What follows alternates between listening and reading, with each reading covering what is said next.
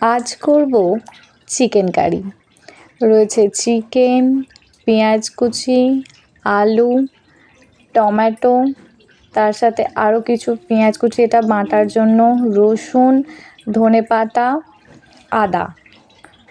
আর আজকে কিছুটা একটু টেস্ট বদলের জন্য নিয়েছি চারমগজদানা, সামান্য পোস্ত আর কাজু।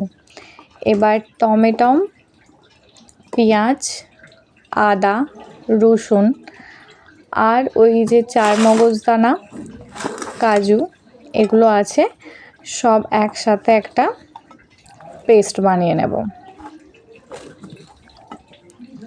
চলো তাহলে পেস্ট করে নিই।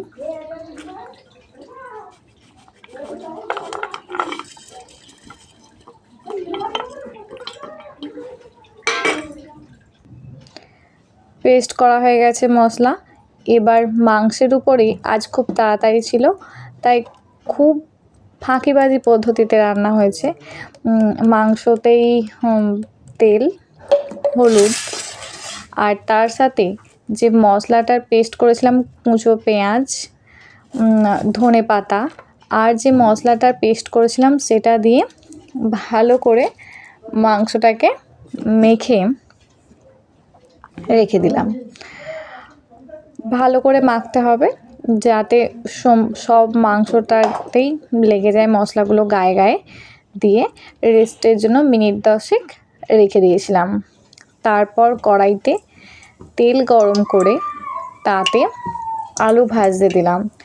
যেহেতু মাংসে আমাদের বাঙালিদের আলু ছাড়া চলে না, তাই কিছুটা আলু দিয়ে অল্প করে দিয়েছি আলু দিয়ে সেগুলো ভেজে তুলে রেখেছি।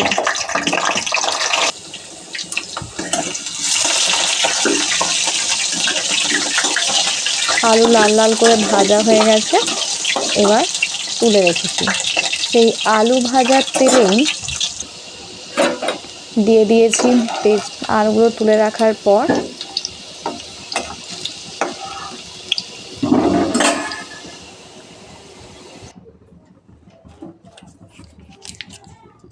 দিয়েছি তেজপাতা।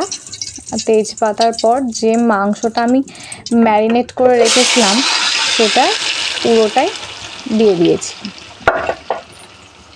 দেওয়ার পর তাতে আরেকটু দেখে মনে হলো আমার যে হলুদটা কম হবে, তাই আরেকটু হলুদ, লঙ্কা গুঁড়ো, আমাদের ঝাল খুবই কম খায়, আর লঙ্কা গুঁড়ো দেওয়ার সময় একটু ঢাকনাটা তাতে পড়ে গিয়েছিলো, তাতে আবার নুন দিয়েছি ঢাকনা তুলে রেখে।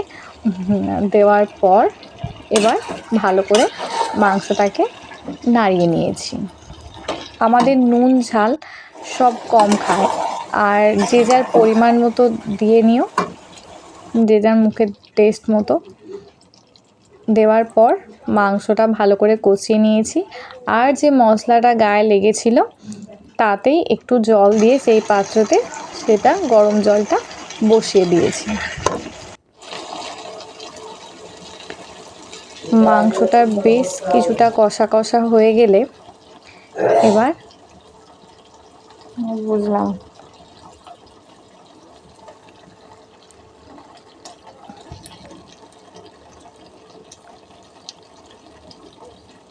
একটু আলুগুলো দিয়ে দিয়েছি। আলুগুলো কারণ যেহেতু খুব একটা বেশি ঝোল হবে না, দিয়ে আলুগুলো দিয়ে আবার একটু কষিয়ে নিয়েছি। কষিয়ে নেওয়ার পর একটু জল দিয়েছি, গরম জল যেটা হয়েছিল, যেটা ফুটিয়ে রেখেছিলাম গরম জলটা, সেটা দিয়েছি। জালও উঠে গেছে সাথে সাথে। তবে হ্যাঁ, এখানে মাংসর যে কালারটা, এটাতে কোনো কারণে সেটা ঠিক ফোনে ক্যামেরাতে বোঝা যাচ্ছে না, তার কারণ জানি না। মাংসটা কষা হয়ে গেছে। আবার একটু ঝোল না করলে আবার একটাই তরকারি, তাহলে একটু অসুবিধা হবে বলে অল্প সামান্য জল দিয়েছি। তবে কষা কষাই ছিল, খুব একটা বেশি ঝোল হয়নি। দিয়ে ভালো করে ফুটিয়ে নিয়েছি। যখন দেখলাম যে মাংসটা এবার প্রায় সিদ্ধ হয়ে এসেছে, আলুগুলোও প্রায় সিদ্ধ হয়ে এসেছে, এবার একটু গুঁড়ো মশলা দিয়ে দিয়েছি, শাহি মশলাও দিয়েছি আর কিছুটা চিকেন কারি মশলাও দিয়েছি। দেওয়ার পর নামিয়ে নিয়েছি।